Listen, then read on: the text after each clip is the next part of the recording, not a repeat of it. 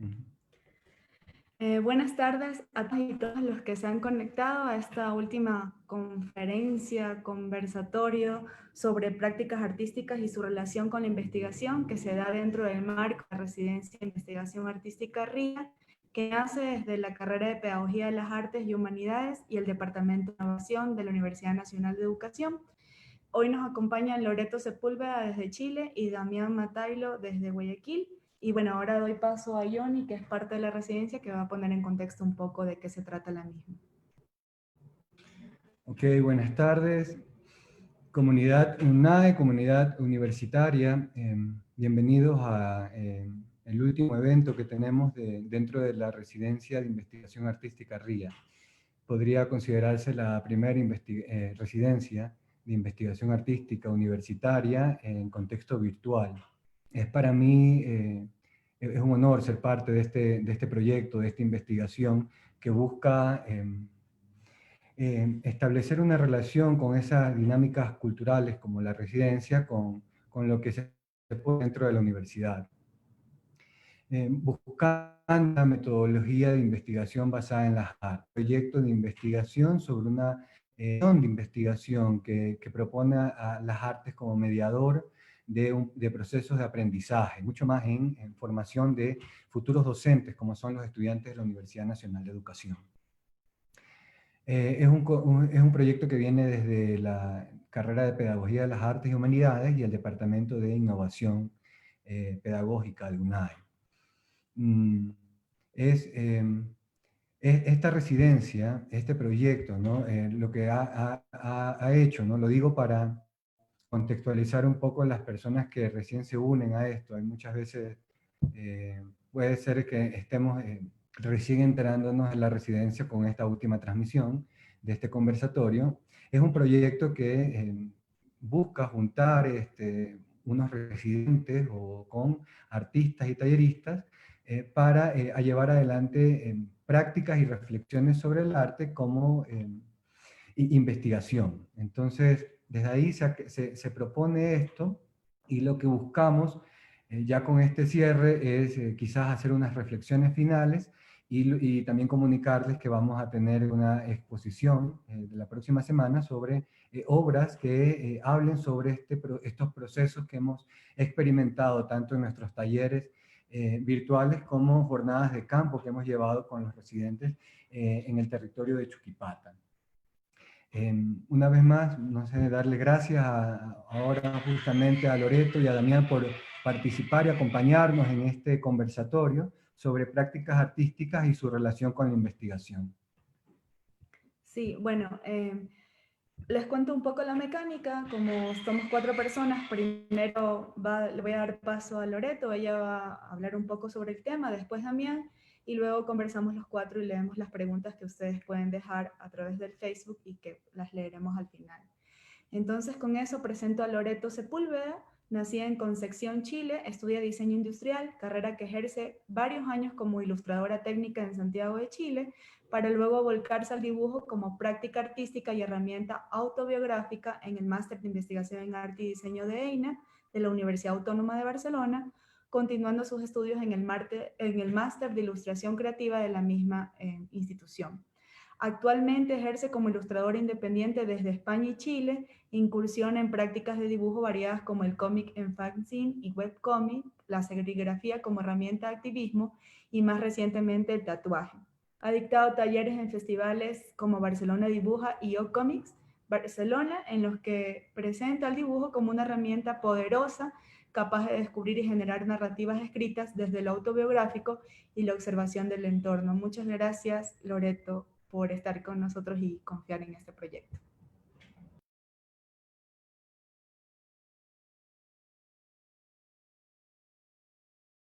Tienes el micro apagado, Lore. Ay, sí. ¿Me escuchan? Ahora sí. Ahora sí, lo siento. No, les da las gracias por invitarme porque es una iniciativa súper interesante, sobre todo con toda la contingencia, todo lo que está pasando. Eh, Así que, no, empezando por felicitar a los autores de la idea y a los Departamento de Innovación que está apoyando de la universidad. y nada, el tema de la investigación artística es gigante, entonces yo voy a tratar de hablar un poco desde lo que me toca, que tiene que ver con el dibujo. En mi caso, la relación entre el dibujo y la palabra, entre la idea de relato desde el dibujo y la utilización del dibujo como una herramienta precisamente de investigación, cualitativa, por supuesto.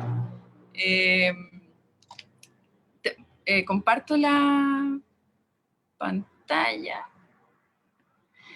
De todas maneras, claro, para poder entender desde un principio cuál es la inquietud que me lleva a investigar esta relación entre el texto y entre el dibujo y el texto. Parto súper brevemente hablando como de esta jerarquía que existe, de la palabra sobre la imagen como concepto amplio, que obviamente esto viene desde las bases de la filosofía occidental. Podemos hablar de la idea de cómo el arte en general es no tiende a ser una herramienta concreta para investigación, precisamente porque se le deriva a un mundo sensible en comparación a la palabra y al texto y a todo lo que se puede teorizar y que se puede transcribir, digamos, a palabra. Pero lo que empieza a pasar después a principios del siglo XIX y después obviamente del siglo XX, es que llega, y a mí fue como algo que me ha interesado mucho investigar, es que empieza a aparecer la idea del fenómeno en filosofía como un objeto de investigación ya mucho más de cuerpo, digamos. Empezamos a ver lo que podríamos ver como la fenomenología de la percepción, que llegó con Merleau-Ponty en el siglo XX. Después empiezan a haber muchos autores que hablan, que defienden la idea de cada expresión artística como fondo y, o sea, como contenido y forma en sí misma, sin que necesiten de otra cosa como para llegar a ser una herramienta que genera cultura y que es capaz de llevar a otra cosa, de tener contenido en sí mismo. Entonces aparece la Susan Sontag cuando saca sus ensayos contra la interpretación, en el que precisamente habla de esta diferencia. Es uno de sus ensayos que les iba a recomendar muchísimo a los alumnos de esta residencia. Y después ya cuando empezamos a ver eso, puse esta imagen, que es una imagen de un filósofo y físico austriaco de principios del siglo XX, que precisamente es un autorretrato, en el que él habla del punto de vista como literalmente una manera de comprender el mundo a través del cuerpo. Y a mí me interesaba, bueno, lo puse ahí simplemente para entender esta idea de dibujar y entender al mismo tiempo, o sea, de unir el ojo con la mano en este proceso de entendimiento. Tomarlo como una herramienta súper de oficio, súper de cuerpo.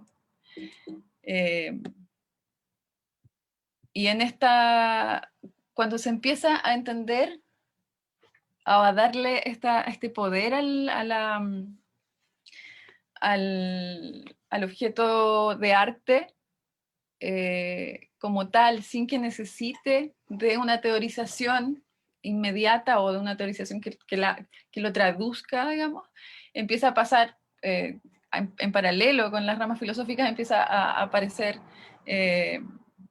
sobre todo a principios del siglo XX, una revolución artística con el dadaísmo, con el surrealismo, y empieza a haber muchos grupos que hablan de la imagen como algo poderoso en sí mismo. Este es un ejemplo de los quebrantahuesos, que era un elemento que es muy parecido a lo que hablábamos ayer en el taller que hicimos del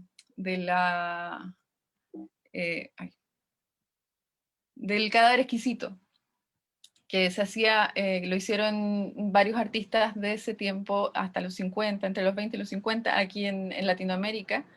Estamos hablando de Nicanor Parra, Huidobro. Y en esto se reivindica así directamente a la imagen como una posibilidad de empezar a entender el acto artístico como algo que se es suficiente a sí mismo. Y la imagen como un protagonista de esto. Y es el entender en el ir haciendo. Es un ejemplo de cadáver exquisito, que lo hizo Dalí con Gala. Claro, se ve la idea de participar entre todos e ir entendiéndonos a través del lenguaje gráfico, que era súper poderoso, o sea, que ese acto ya es muy poderoso.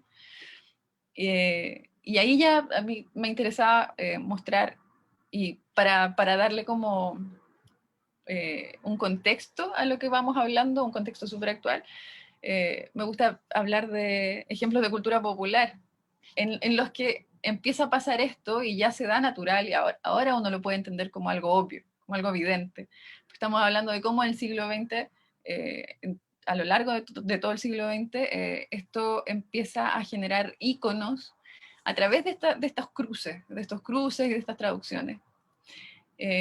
Aquí puse el ejemplo de 1984, que es el libro de la novela distópica de George Orwell, que David Bowie, en su caso, en un momento tomó e hizo unos como guiones muy gráficos,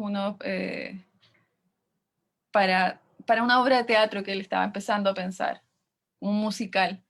Y esto fue, digamos que fue traduciendo lo que iba leyendo, él lo iba dibujando, pero una vez que tenía todos estos dibujos, de estos dibujos generó un imaginario que volvió a traducir a lo que fue el disco de Diamond Dogs, que también tiene todo un imaginario que lo tuvo en escenarios, fue muy multimedial, en escenarios, en el arte del disco y obviamente las letras de las canciones.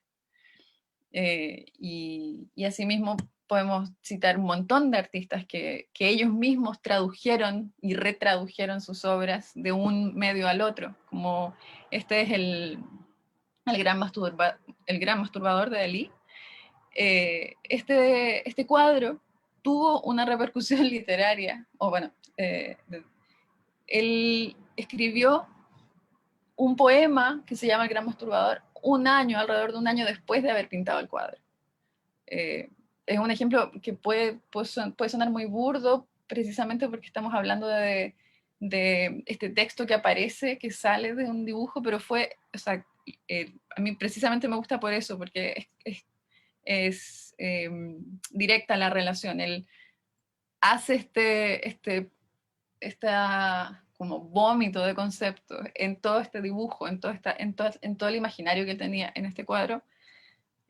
Y luego, después de eso, siente la necesidad de escribir precisamente para traducirse a sí mismo lo que estaba viendo de su propia obra.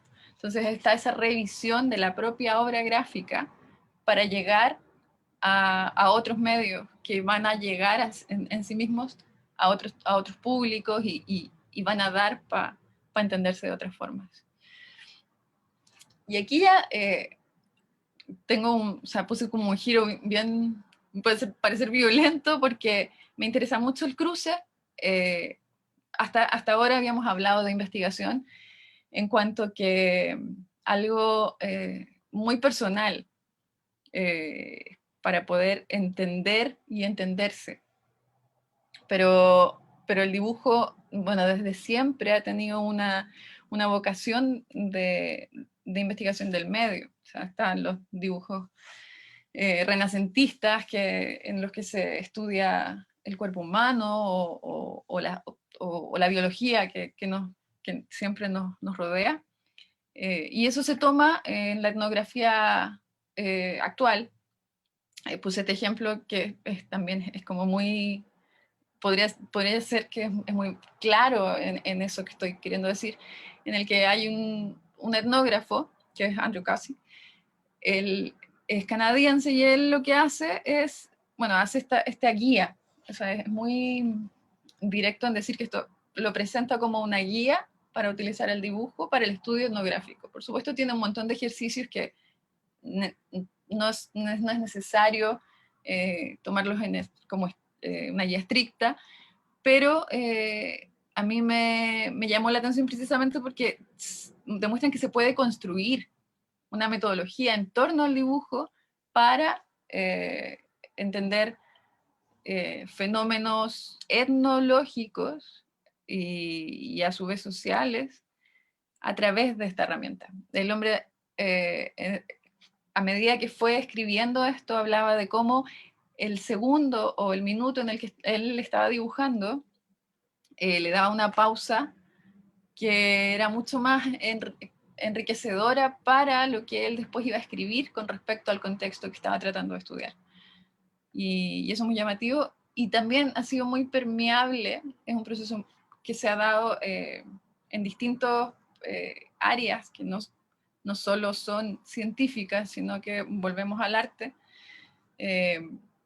porque ya llega un momento en que se desdibuja un poco ese límite. En este caso estamos viendo una obra de Clara Nubiola, una artista española, y ella hace una especie de etnografía, pero hace investigación, pero al final su proceso termina termina siendo una obra de arte, básicamente porque ella la expone y puede tener eh, eh, sujetos observadores y participantes en su obra. Ella hace todo un trazado que también puede parecer etnográfico de distintas áreas de España y en varias ciudades a través del dibujo, de distintas formas, pero las mezcla siempre en el caso de estas dos obras, que después les puedo dar el link, habla de investigación me acordé mucho de Chuquipata, porque habla de investigación del lugar a través del dibujo y a través de las entrevistas. A medida que ella iba dibujando, iba entrevistando a la gente del lugar, y eso iba haciendo un cruce de esas dos cosas. Y una manera de hacer partícipe a las personas que ella estaba en particular observando. Eso mismo también se ha dado muchísimo en lo que se llama el cómic periodístico, que nos vamos acercando a lo que más me interesa, que es hablar del cómic. Y el cómic periodístico tiene, o periodismo de historieta, puse a Joe Sacco como un ejemplo súper claro, en el que él parte haciendo... es básicamente un periodista que en vez de ir con una cámara fotográfica, él va con su lápiz y termina entregando su producto, que no va a ser una entrevista grabada, sino que va a ser un cómic en el que muestra a todos sus personajes, y él también se dibuja. Y en ese momento en el que él empieza a dibujarse, creo que hay un quiebre súper importante en el que también tiene que ver con la investigación participativa, en el que empieza a enriquecer el resultado, el texto, con su propia presencia. De qué manera él percibe lo que está pasando y de qué manera lo grafica. Y también me interesa mucho la idea del cuerpo y la mano presente, que tiene otro tiempo. No es lo mismo estar tomando una foto que estar dibujando, y no es la misma relación que tú creas con el contexto cuando estás haciendo eso. Aquí como que esto, voy a estar haciendo flash forwards todo el rato, adelante y atrás, porque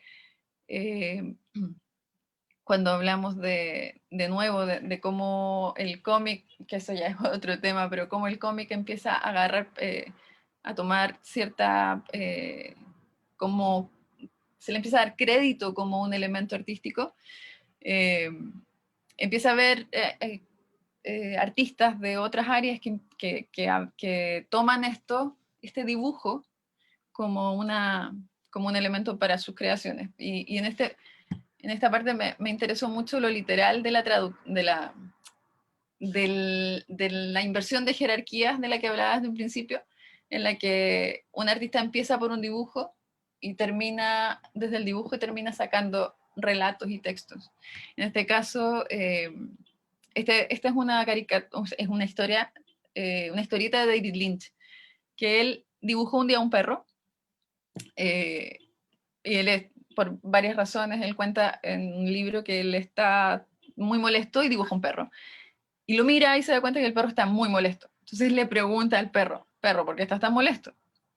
Y en base a esa pregunta y a ese dibujo de ese perro, hay 9 años de compartir la misma historieta en un periódico de Estados Unidos, en la que solo cambiaban los textos. El dibujo, los 9 años, el dibujo fue exactamente el mismo, pero cada vez la pregunta era distinta, por lo tanto la respuesta era distinta y se hacían distintas historietas a partir de eso.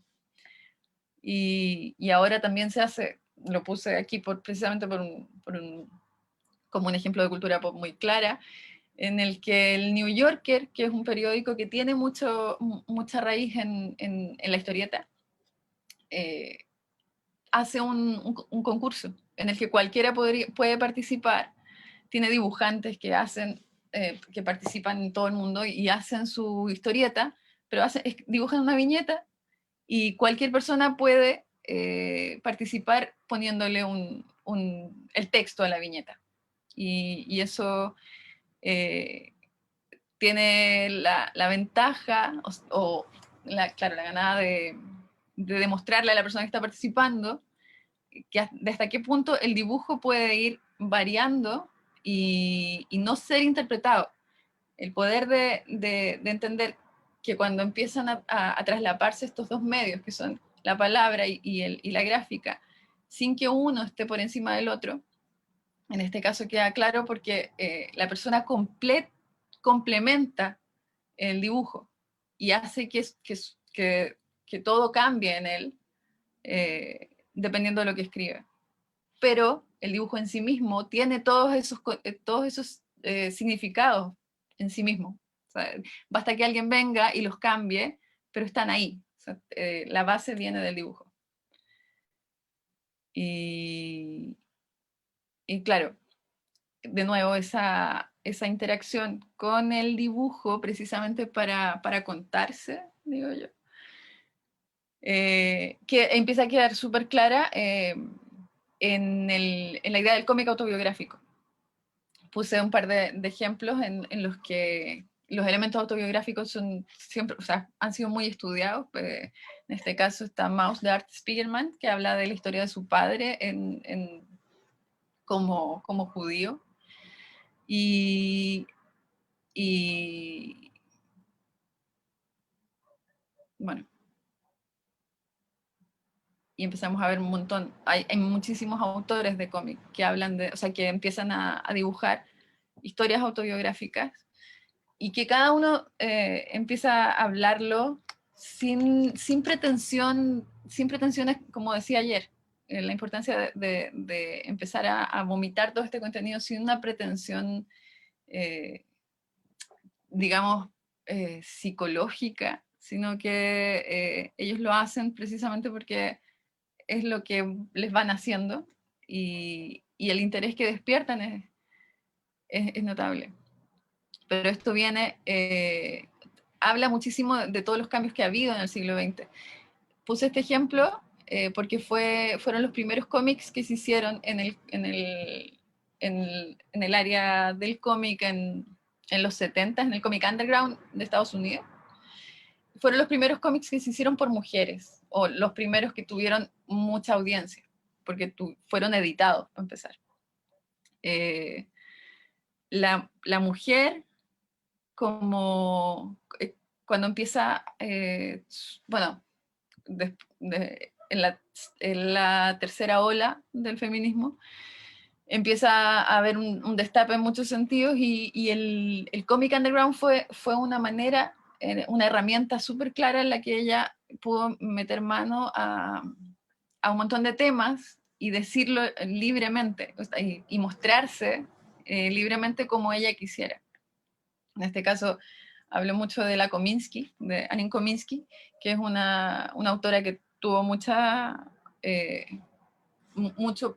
bueno, hasta ahora, o sea, ella está viva y siempre tuvo mucha preponderancia en eso, en la idea de que la mujer empieza a presentarse como, al poder dibujarse, o sea, empiezas a poder mostrarte a ti misma como tú quieres que te vean, y por otro lado, mostrar que lo que te importa es que vean lo que realmente eres.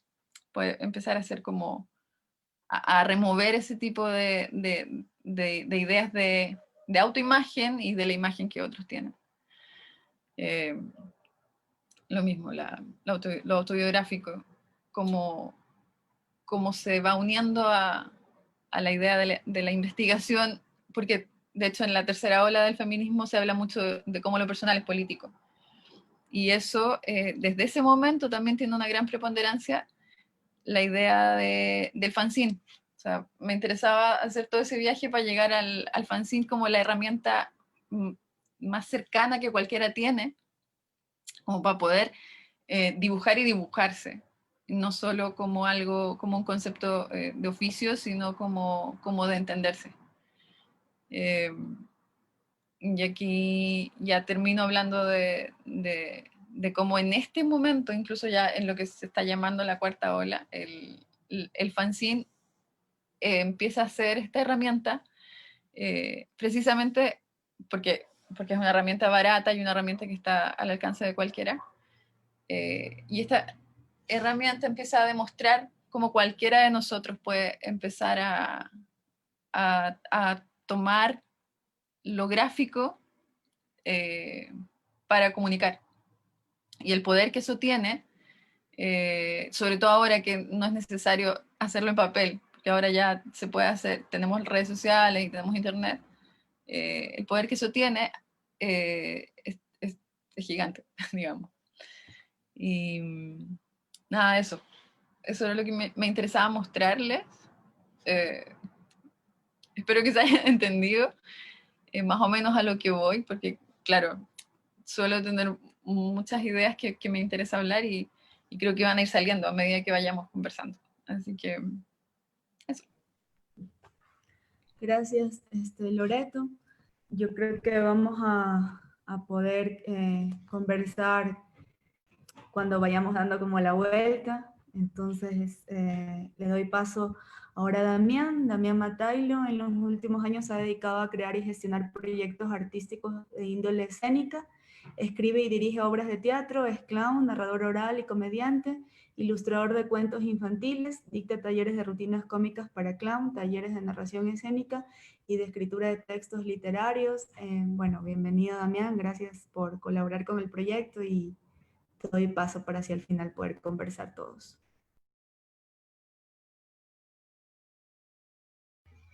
Ya, ahora sí. Hola, hola, ¿cómo están? Buenas tardes. ¿Sabes qué me parece, no sé, lindo? Que a pesar de que estemos aquí yo en una pantalla, solamente con un sonido, un señor que está al frente de mi casa cortando hierro, no sé si se escuche. A pesar de todo eso, se escucha. A pesar de todo eso, el corazón me suena como que estuviera en un auditorio y estuviera mucha gente ahí.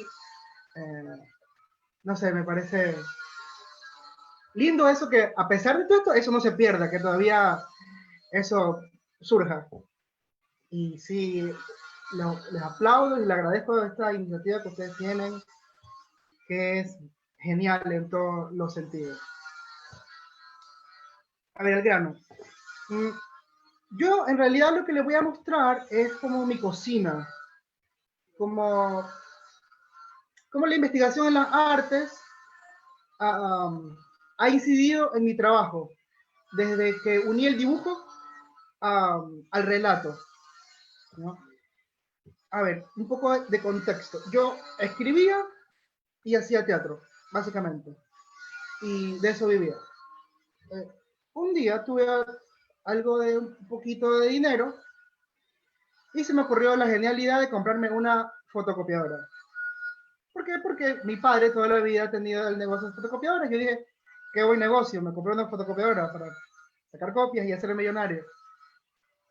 Entonces, eh, yo trabajaba en un proyecto en donde estaba ahí todos los fines de semana, hacía obras de teatro, de títeres y de actores, pero un día eso se acabó y entonces dije, bueno, es el momento de hacer plata con la copiadora, porque no tenía más que hacer. Entonces, en ese sitio, que era un hospital donde yo tenía un salón, una sala, yo trabajaba desde las 7 de la mañana hasta la 1, sacando copias como loco. Pero eh, de 2 a 3 y pico, que era el tiempo que me quedaba, no había casi nada. A veces venía gente, a veces no. Y ese tiempo yo me dedicaba a leer, a estudiar, porque estaba estudiando en la filosofía de las artes. Y entonces un día, al salón este se metió un chapulete. Dios, qué bonito chapulete. Listo. Y a veces me acercaba aquí, se ponía en la copiadora o en mi mesa y yo lo disfrutaba en la medida que era y seguía mis cosas. Cada 15 días yo hacía como una limpieza profunda de ese sitio. O sea, trapeaba, a veces pasaban más de 15 días. Y un día limpiando, me le encuentro el chapulete. Y no sé por qué me dio así como un bajón. Dije, el chapulete que yo veía y se murió. Y como no sé, como a 4 metros donde yo estaba, había un parquecito donde la gente del hospital tomaba café y qué sé yo. Dice, ¿por qué no lo saqué? ¿Por qué no lo llevé? Me puse así. Entonces me puse a leer y yo me enteré que los chapuletes vivían como 6 u 8 meses. Y de ese tiempo, solamente 2 estaban como chapuletes. El otro tiempo estaban como pupa, como huevo, ¿no? Y en ese tiempo lo que hacían era comer y reproducirse. Y entonces yo me enteré de eso y dije, chapulete, yo lo voy a hacer por ti. Bueno, ahí empieza, entonces, ahí es el inicio de mi mezcla entre la imagen y el relato. Entonces, como te da mi copiadora, empecé a reproducirlo. Le saqué muchas copias, como también tenía la impresora, lo escaneaba. Primero sí, siempre desde el juego, ¿no? De jugar, de a veces acercándome. Un poquito acá.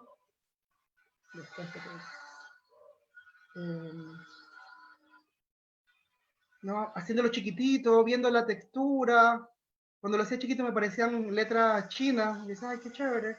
Desde el puro gusto, desde el puro juego. ¿No? Las alas, como que le revisé todo al chapulete. Y desde que hice eso, me gustó este asunto de jugar con esta imagen, aunque quizás era un cadáver, pero eso no lo pensaba en ese rato, en realidad. Empecé a jugar. Había otra cosa, que como yo tenía la copiadora, muchas copias salían mal. Y esas mal, a veces eran lindas, habían cosas que, qué bonito esto, cómo se salió. Este mal, qué bonito es. Y entonces yo los iba guardando. No, porque este pelo es de alguien, que alguien salió de su cédula, y le dije, ay, que me gustó esa forma de pelo. Y después dije, bueno, en el rato tengo que incluirme yo. Entonces me incluía yo, ponía la cabeza en el asunto este de la impresora. Aquí como que nació como les decía, este gusto por hacer cosas con la imagen en donde yo me implique y no solamente palabras. Bueno, Una vez con este gusto y con estas herramientas, sucede que con mi grupo fuimos a una convención de circo en Argentina y decidimos ir a pie. En realidad no decidimos, no teníamos plata para coger avión, nos fuimos a pie porque así podía, era la única forma de irnos. Y no sé, como una semana, claro, fuimos parando, fuimos yendo donde amigos, y había a veces un día uno estaba en el bus, ¿no? Y a veces uno ya no quiere leer, ya no quiere ver afuera. Y recuerdo que en un sitio, creo que en Perú, se subió un tipo muy como tosco, ¿no? Como un mochilero, así como cualquier mochilero, así como lleno de polvo, lleno de barba. Y él se sentó delante mío, como unos 2 asientos delante mío, y se sacó los zapatos porque estaba exhausto. Y los puso encima del asiento de adelante, porque el carro estaba casi vacío. Y yo le veo los pies, y eran unos pies hermosos. Yo decía, este hombre brusco, cómo bien cuida sus pies. Qué lindos pies. Y me pareció también un atrevimiento tomarle foto. Entonces dije, los voy a dibujar. Entonces me puse a dibujarlos. Y me gustó ese acto. Ese acto de dibujar lo que estoy viendo en vivo. Y entonces durante todo el viaje fui haciendo estas capturas de materiales, de cosas que no podían ser tomadas fotos, que está acá adelante. Aquí está como un mix. Por ejemplo, cuando llegamos, nosotros queríamos presentarnos en la calle y nos encontramos con dos niñitos. Dos niñitos también trabajaban en la calle. Nosotros no sabíamos en Perú dónde presentarnos. Y nos presentamos en cualquier sitio y nos sacaban los policías, los serenos que ellos les decían. Entonces ellos nos vieron y decidieron ayudarnos.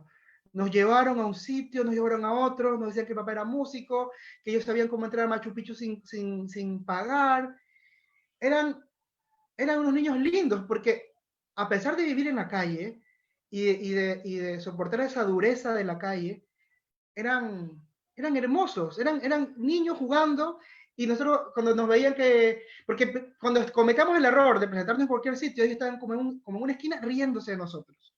Pero no son de burla, sino como cuando un niño ve algo que el otro no le sale, y antes se reían. Entonces cuando ya dijeron que era suficiente, se acercaron y dijeron, mira, acá es el sitio.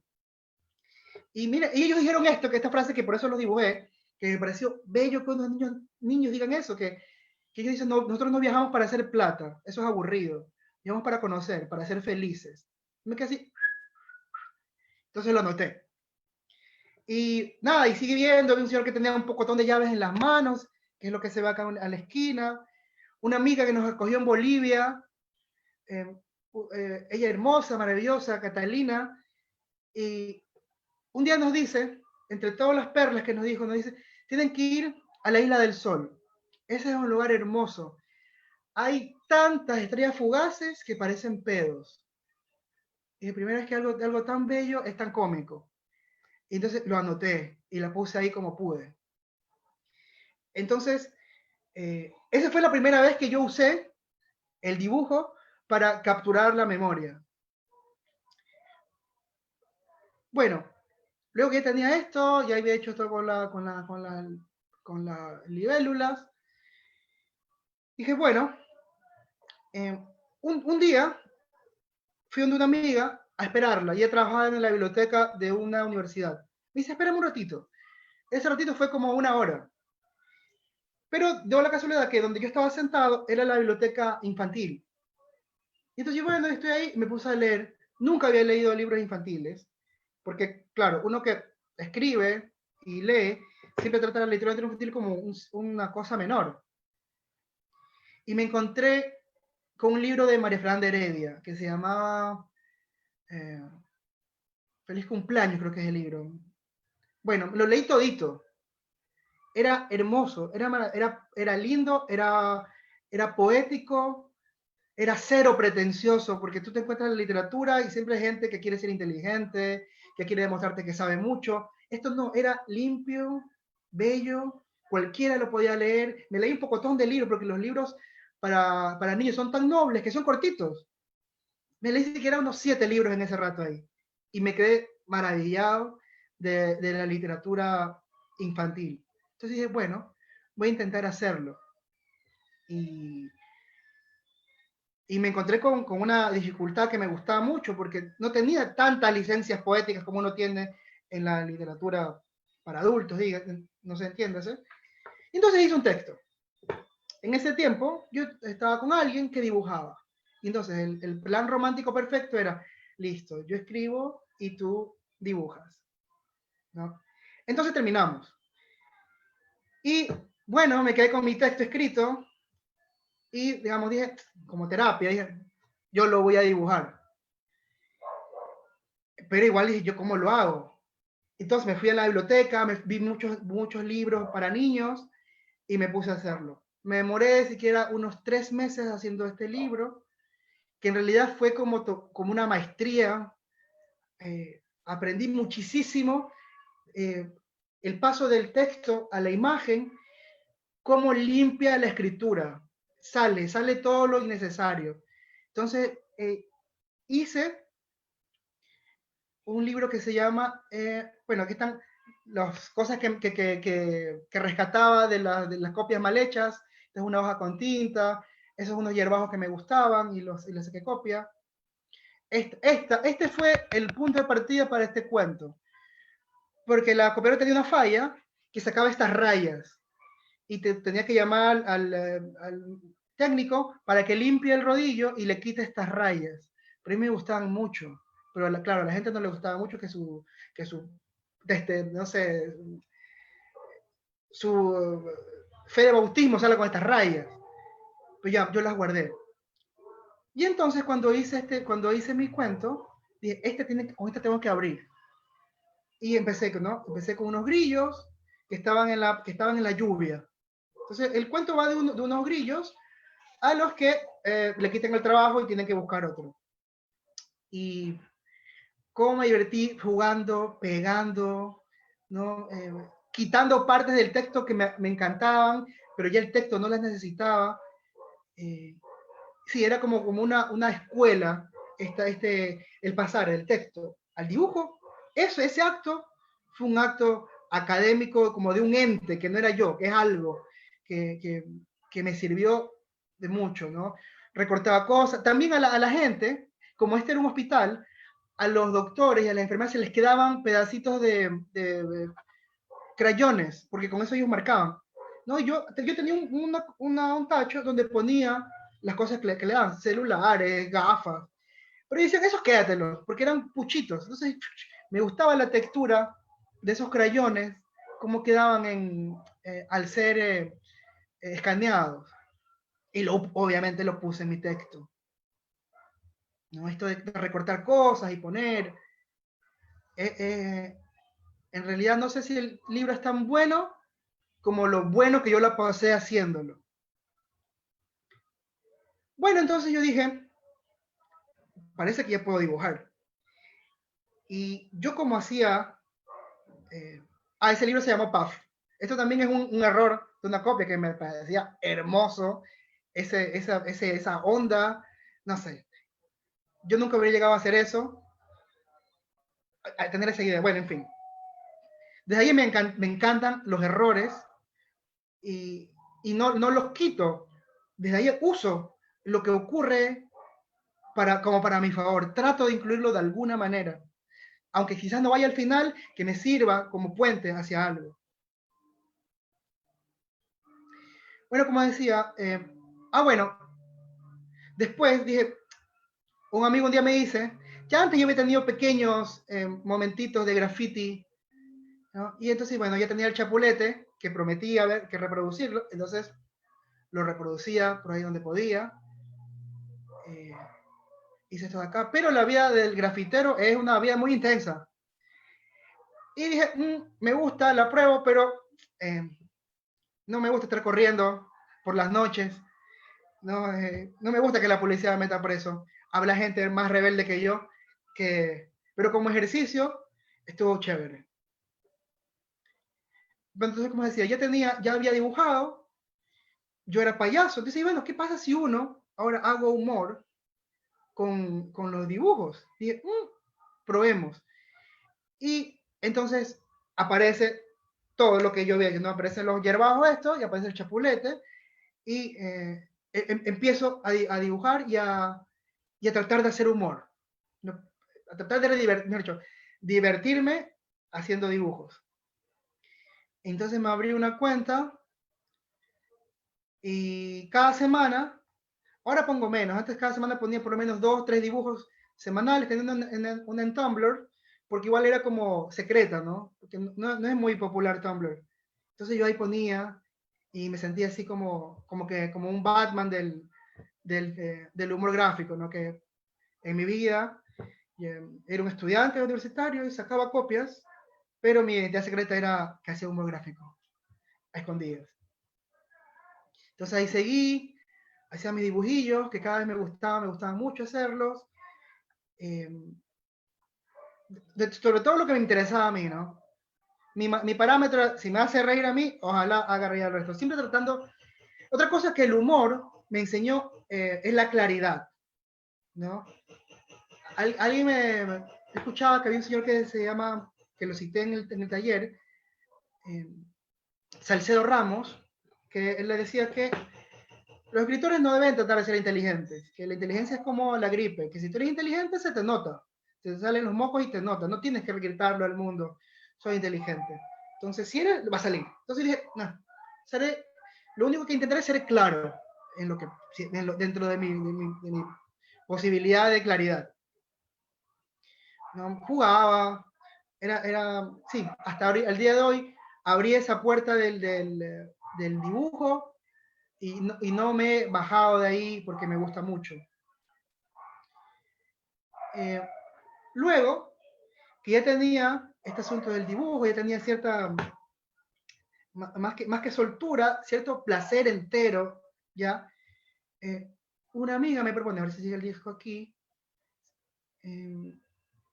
una amiga me propone, me ha dicho, ella tiene un consultorio de ontología para niños. Entonces ella me decía, quisiera a los niños darles un cuento, ¿no?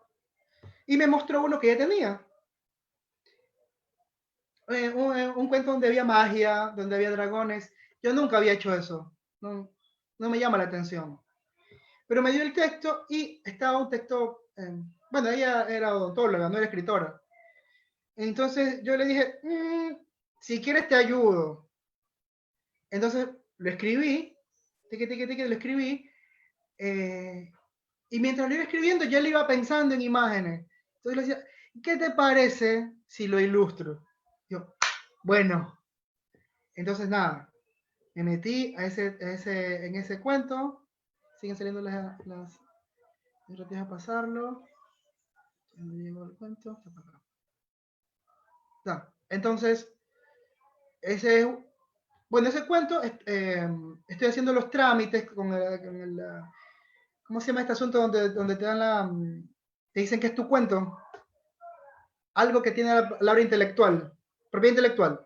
Entonces pienso venderlo en Amazon y nada, me encantó, me gustó mucho encontrarme nuevamente haciendo una historia ya concreta, en donde no era una historia que yo quise desde el principio, pero que me fui enamorando en el camino. Sí, y también el asunto de poner dibujos que están unidos con un texto limpia mucho la literatura. Es como un laxante. Ya, y el último proyecto que hice en donde uní dibujo y relato fue con mi grupo de teatro, una obra que se llama Hambre, en donde hubo un libro que leímos que nos gustó mucho, que, ay, que lo, ¿cómo puedes? que es de Noah Harari, que habla, aquí lo tengo, ¿no? ¿Cómo me olvidé del título?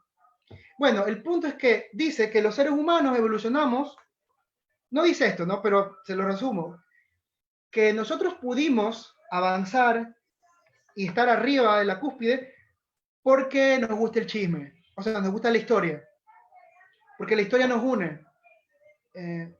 Ningún animal tiene un grupo de animales, digamos, si yo soy un animal de Ecuador, no tengo ningún otro animal que esté en España y que me comunico por un grupo de fútbol. O sea, aquí hay hinchas del Barcelona y se unen por un relato común.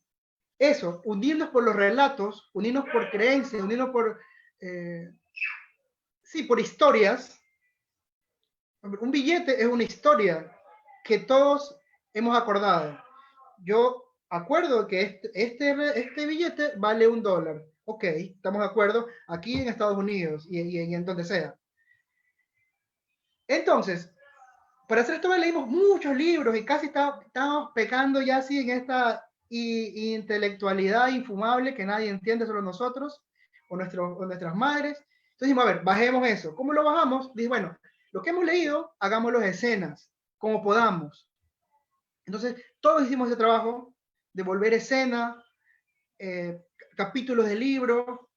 Mucho no se usó, pero nos sirvió para ver qué era lo que podía mover la historia. ¿No? Entonces, estos son los de mis compañeros, cómo ellos veían ese texto en escenas, contado en storyboard. Ellos jamás habían hecho esto, pero cuando lo que lo hicieron fue como que se abrió una llave, como que uno no se permite cosas solo, ¿no? Porque uno hace, al menos yo he encontrado que haciendo esto, he entendido cosas o he mal entendido cosas, y ese mal entendimiento también ha sido nutritivo, ¿no? Porque hay un dicho que me gusta mucho malentenderlo, que es la ignorancia es atrevida. Digo, claro, porque si yo soy ignorante me atrevo a hacer cosas. Si yo ignoro que esto es difícil, hace poquito con mis estudiantes, nos mandaron que hagamos un microcuento con ellos. Y el microcuento es como esas ranitas que están en la selva, que son así, que son lindas, amarillitas, pero si tú las tocas te mueres. El microcuento es así, es aparentemente fácil porque es chiquito, pero es fácil caer en la paparruchada o en la poesía indescriptible, críptica, si no lo manejas bien. Entonces, yo no les dije a ellos que eso era difícil, les dije, hagamos 10 microcuentos. Entonces lo hicieron y muchos lo hicieron 5 microcuentos geniales y los otros normales. Fue maravilloso ver que si yo no les decía que eso era difícil, ellos lo tomaban con soltura y se relajaban. Claro, que leímos muchos microcuentos, les hablé mucho de la materia, ¿no? Pero cómo permitirse algo te abre las puertas a lo que quizá tendrías que haber pagado algo, tomado una clase para que te permitan hacerlo. Bueno, entonces, esta obra la estoy haciendo un libro, una obra de teatro ilustrada. Aquí están unos pedacillos, esa es una parte de la obra. Bueno, esta obra tiene multimedia, hay cosas que pasan en video, es una obra loca. O sea, porque tiene tantos libros, tantas cosas que teníamos que hacerla. Nuestra conexión con el público es lo cómico, porque si era toda dramática, no, quizá nos ganábamos el premio Mariano Aguilera, pero si nos íbamos a presentarlo en Sauces, nadie nos entendía. Entonces la comedia hizo esa conexión con el público y también nos gustó. Y bueno, eso. Listo. Muchas gracias, Damián y Loreto. Voy a decir rápidamente, antes de voy a pasar a hablar de los puntos que han presentado, a leer los comentarios. Dice Andrés Delgado, éxitos rotundos. María Isabel Pluas, buenas tardes, bendiciones para todos, excelente trabajo, felicitaciones. Gabriela Chafla, me encanta, excelente, saludos. Francisco Chacha, que es uno de los residentes, dice patentar. Me imagino que es cuando Damián hablaba de propiedad intelectual. Y Ashley Ortega dice, el mejor profe, gracias a Damián, aprendí a poner tildes. Bueno, nada, yo quería resaltar dos ideas. Sí, resaltar dos ideas. Una era, bueno, lo que presentaba Loreto, ella decía que iba como esta traducción, ¿no? De la imagen al texto, del texto a la imagen. Y de esta jerarquización que tú hablabas, Loreto, al inicio de cómo la imagen ha sido desde sus inicios ilustración del texto. Y yo pienso que, bueno, de lo que me he acercado, pienso que la investigación artística tiene que ver también mucho con la imagen, ¿no? El arte en sí, podríamos decir que en su mayoría es imagen, ¿no? Porque una palabra también te puede evocar imágenes. Y me parece, sospecho, que hay una jerarquía, sobre todo en la investigación, digamos, científica o académica, que prima el texto, ¿no? Por eso se cree que ciertas culturas que no tenían palabra escrita, ¿no? Comunicación, son menos, ¿no? Y de ahí podríamos hablar de la colonización, ¿no? Como bien, y porque yo sé escribir, y aún, ¿no? Porque eso de las tildes, por ejemplo, te da ya otro nivel, ¿no es cierto? Cultural. Entonces, por ahí yo quiero, no sé, poner una pregunta aquí a todos y a los que nos están viendo en si acaso el mundo no son imágenes y ahora más que nunca, y yo creo que exacerbadas, ¿no? ¿Cuántas imágenes consumimos haciendo esto con el teléfono por día? Entonces, también reflexionar un poco cómo la investigación artística a mí me parece que puede dar voz, o no sé si dar voz, pero al menos poner en el tema a otros sitios, como Chuquipata, por ejemplo, o Damián, por ejemplo, cuando hablabas de la libélula, del chapulete, como eso puede pasar un tema, quizás en el ámbito académico de ese modo no podría tener relevancia, pero como tú lo presentas, para mí sí, tú hiciste una investigación de que se reproducían y quisiste hablar de eso de otro modo. Nada, como traer eso a contexto. No sé si Johnny quiere decir algo. Dale la chance, Luchi.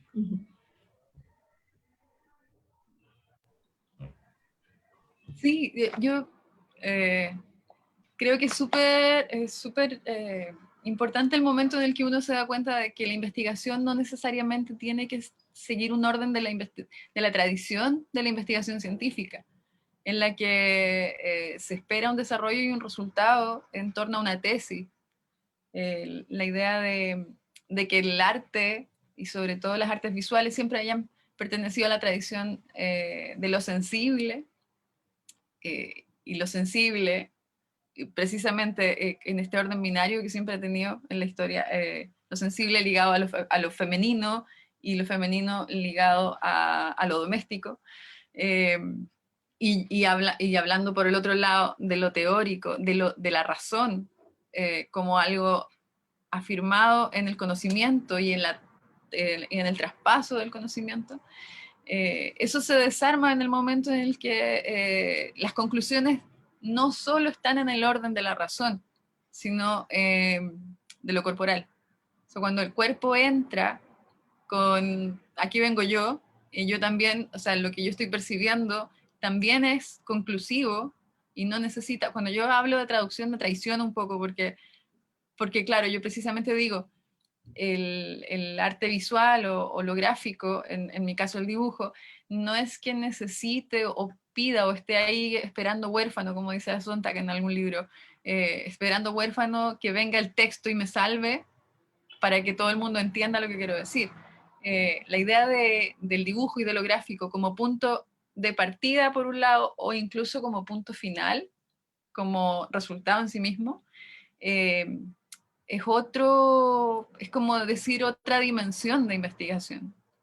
Y eso es súper bueno empezar a conversarlo, o bueno, empezar, que esto ya se ha venido conversando desde los 50, pero mantener esa esa conversación para que no quede en la idea romántica de cómo una imagen es bella. Y no lo digo menospreciando la belleza, sino en cómo esa belleza puede perfectamente ser un punto de partida para otras cosas, que no son necesariamente algo más, sino que son otras cosas. Por eso a mí me interesa esa dicotomía que tiene, como la idea del texto como uno de tantos resultados o uno de tantos productos que pueden sacarse de lo gráfico, que es un lenguaje que supuestamente también Roland Barthes dice todo el tiempo de cómo la imagen necesita un ancla, como una bajada de foto o un título de una obra. El momento en el que se cuestiona esa necesidad y se sigue haciendo simplemente porque es un buen complemento, ese ya es un momento en el que uno se empieza a liberar de esa necesidad. Y ahí cambia el approach que uno tiene a la intención de hacer eso. Ayer lo hablábamos cuando hablaban de las preguntas en el taller. Alguien dijo, me da susto hacer esto porque puede terminar en esto. Entonces, el momento en el que uno no está esperando el resultado o no tiene una idea, empieza a hacer y deja que el cuerpo sea parte de esta experiencia investigativa, ese momento te abre posibilidades. Y eso es mucho más rico que tomarlo como algo rígido con un resultado que uno está esperando. Digo. Sí, quisiera apuntar a esto que tú hablas sobre el orden de la investigación, ¿no? Cómo la imagen también es mejor dicho, hablaba sobre la jerarquía de la palabra sobre la imagen, ¿no? Esa jerarquía que tenemos de que algo sea fundamentado o verdadero, o lógico, servible, porque está en un texto, ¿okay? Porque lo voy a encontrar en una biblioteca, porque lo voy a encontrar en una base de datos científica, ¿no? Entonces, la palabra, con esa jerarquía sobre la imagen, y la palabra en sí mismo es una imagen, no es una representación de una idea, y de la Una convención. una convencionalidad, como hablaba Damián de estas convencionalidades en las que podemos caer. Entonces, siguiendo ese orden de investigación o esas convencionalidades, la investigación basada en las artes puede ser que no esté centrada en cumplir ese orden que cumple o que dicta el método científico, sino que está más bien, podría decirse, estar en varios campos o diseñarse en varios campos, que creo que se hace así toda la investigación, ¿no? Por ejemplo, Isabel Gaspar, en la conferencia del día viernes pasado, decía sobre que para ella este acercamiento con instrumentos o prácticas artísticas sería así algo así como primero levantar una información previa, reconocer o entender esos espacios donde se va a llevar un proceso de investigación y que eso de ahí te permite llevar adelante más estudios y más prácticas. Es decir, no se cumple este proceso metodológico científico que requiere a grandes rasgos una comprobación y una triangulación de datos y ese tipo de cosas. Eso. Sí, a ver, voy a leer algo que han puesto en el Facebook. Francisco, que es uno de los residentes, dice, claro, yo pienso que las imágenes comunican bastante. De hecho, eso es lo que nos han traído en grandes cantidades la cultura del meme. Me recuerda lo relaciono con el periodismo de historieta, pues en muchas ocasiones el meme intenta comunicar reflexiones, problemáticas o sucesos dados de contextos determinados. Claro, y con ese humor característico que tienen. Parece un lenguaje universal.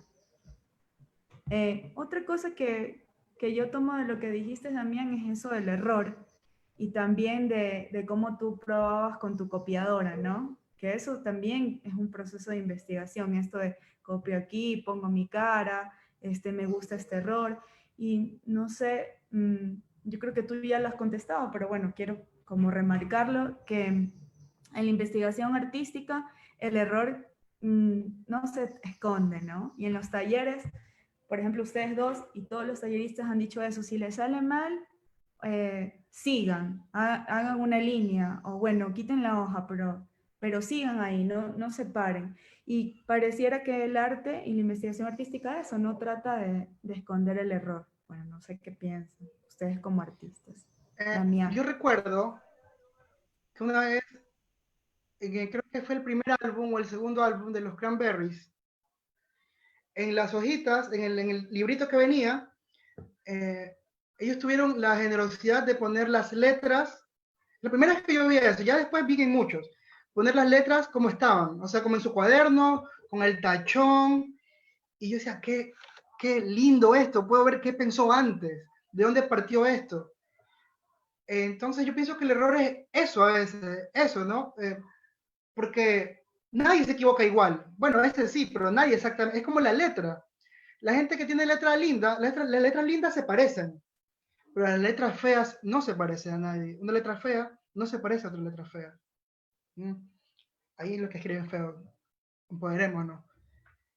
Entonces, el error hace que no haya una receta, ¿no? A ver, para hacer una obra de teatro se sigue esta investigación artística. No, porque el error te hace girar a otro lado, mirar hacia arriba, retroceder. Eso. Ahí se me acabó el cassette. No sé, bueno, Lore. No, que también. justo me llama la atención hablar del concepto de error con el concepto de lo feo. Igual tiene que ver también con convenciones, claro, en el momento en que uno dice, si te equivocas, muéstramelo porque así puedo ver de dónde viene lo que estás haciendo. Entender el error como un trazado. Pero por supuesto que en la investigación científica solamente nos va a llevar a indefiniciones, y lo que menos queremos en las ciencias exactas son indefiniciones. Por eso cuando uno dice investigación artística es como, ¿qué? O sea, a ver, entendamos de qué estamos hablando, porque me estáis hablando de dos cosas que aparentemente no se reconcilian. Claramente, así como dijo Damián, el error es esencial para eso. También para el científico, porque así va a saber cómo no hacerlo la próxima vez. Pero al revés de eso, como yo lo veo, como yo lo entiendo, el error a mí me va a enriquecer mi obra final, porque puede que ni siquiera exista una obra final, lo que decíamos ayer, un dibujo no se termina jamás, hasta que yo decido que lo termino, es lo único que me queda, a menos que hable de una musa que vino y me hizo explotar la idea y ya. Pero siempre hay algo interno, algo que es una decisión. Y yo veo algo que puede ser un error para mí, pero no tengo por qué declararlo porque va a ser parte de la obra. También me acordé cuando habló Damián de los Cranberries, Miles Davis tiene un disco en el que se grabó el disco en vivo, como banda sonora de una película, Ascensor al Patíbulo. Y en la grabación hay una parte que suena muy particular, de un sonido que no se había escuchado antes en su trompeta. Y después él cuenta que en ese momento a él se le salió un trocito de piel del labio. Y eso hizo que fuera un par de notas que se escuchaban distinto. Nadie jamás lo tomó como un error. Y él dijo, bueno, queda, porque a él le pareció interesante. Por lo tanto, hablar de error es casi como innecesario, porque simplemente entenderlo como parte del proceso. Igual pienso, por ejemplo, en los procesos de investigación que se llevan en la universidad cada ciclo, que es un proceso de investigación de tu práctica preprofesional. Y, por ejemplo, cuando se presentan los autores que has leído, que es como lo que equivale al marco teórico, que también pasa en las artes, se pone ya el autor final decidido, muchas veces, ¿no? Y yo siempre discuto como, ¿por qué no hablas del primero que después te diste cuenta que no, y que fuiste al segundo? Es como hacer un mapa de por dónde pasaste, ¿no? Que eso es bastante rico para mí. Entonces también además que terminas declarando a alguien porque quizás lo referiste de otro lado, como en la música o en los libros. Tú vas leyendo otros libros porque quizás el mismo libro te va dando un referente, ¿no? Entonces igual también es interesante eso, que no es que es un error, pero también quiero saber cómo llegaste a esa vacuna del coronavirus, ¿no? Que es que tuviste que hacer, ¿a cuántos se las pusiste o a cuántos no las vas a poner? Para después decir, ups, no, porque eso también pasa en la ciencia, ¿no? Uy, sí, disculpen, esto curó esto, pero da cáncer. Entonces, Lo que mató. también pasa, ¿no?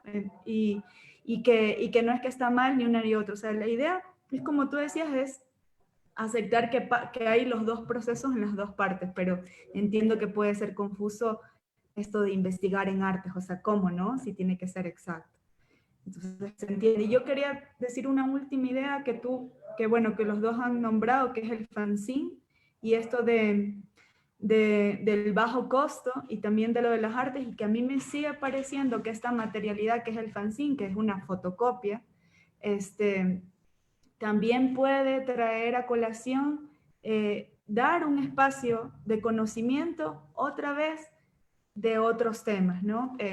Yo recuerdo que conocí a una persona que estaba haciendo su doctorado en España y ella estaba hablando de Esmeraldas, del proceso petrolero. Esmeraldas, para Loreto es una ciudad al norte del Ecuador, una provincia y una ciudad, y había entrevistado a la gente de Esmeraldas, a los comuneros, y su director de tesis le había dicho que eso no era una voz oficial para una tesis. Pero ella decía, no, pues sí, porque justamente aquí pasa el problema del petróleo. Y a mí me parece que con estos formatos de bajo costo, que igual circula el conocimiento, como dice Francisco, el meme es una forma de hacer circular conocimiento, también podemos darle paso a eso de lo sensible que tú hablabas, Loreto, ¿no? A de repartir otros temas en el campo del conocimiento a través del arte. No sé, como la libélula, por ejemplo. Justo, justo. Claro, el fanzine nació como una publicación de un fanático. Ese fue el origen, incluso de la palabra, como fan y cine, que viene de magazine, en los 40. Y nace como el empoderamiento del fanático para poder hablar y comunicar sobre lo que él estaba leyendo. Entonces, de ahí en adelante ya corrió con voz propia como una herramienta de comunicación y que se volvió muy política por lo mismo, precisamente por su bajo costo, porque cualquiera puede decirlo y si está escrito, yo lo puedo traspasar y comunicar, escrito digo, no necesariamente escrito con palabras, sino impreso, y ahora también en línea, y lo puedo traspasar a todas las personas que lo tengan y esas personas van a tener la posibilidad de decidir si creen o no creen en lo que está diciendo. Pero está la posibilidad. Y eso se dio desde mucho tiempo antes de que existiera Internet, a través de este tipo de medios.